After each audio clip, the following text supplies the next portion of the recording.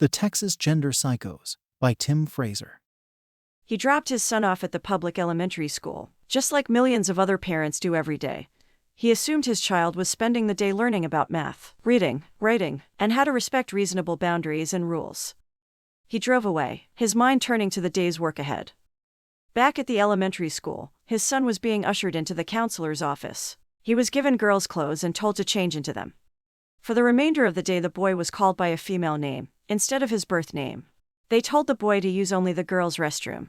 His interactions with other children were closely monitored to ensure he was protected against the curiosity of his fellow students, those who might be aware that he had once been known by a boy's name, or noticed that his biological features didn't match those of the girls.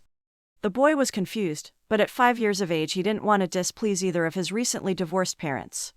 So, at his father's home he dressed and behaved like a little boy. And at his mom's house he wore girls' clothes and learned to act like a girl. His mother and the adults at school told him he shouldn't mention his daily change of school clothing to his father. Eventually the child's father became aware of these activities and investigated.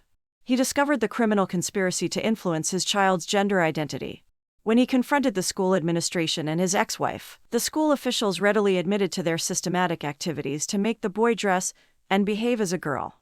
They even admitted that they had intentionally kept this information from the father, in collusion with the mother. Despite the obvious, no charges were filed. No arrests were made. That child is still being dressed as a girl and instructed to use the girls' restroom at Coppell Independent School District. School counselors, staff, even the Texas Family Court in Dallas County, are all supporting the desires of the mother, a pediatric physician who began telling this child he was a girl inside a boy's body when he was 2 years old. Despite a gag order from the family court judge, the father continues to speak to media in a desperate battle to save his now 9-year-old son, both mentally and physically. He endures the daily torment of knowing his ex-wife is taking steps to retard his son's male development and eventually transform him through hormone therapy, chemical castration, and surgery. This is just a tiny part of the horrific story that is happening in Texas right now.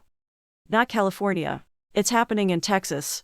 Get your kids out of public schools. Local elections matter. School boards, family court judges, every one of these elected officials have power that can ultimately save or destroy the individual life of yourself or your loved ones. Choose your school board candidates as if your child's life depends on it, because it does.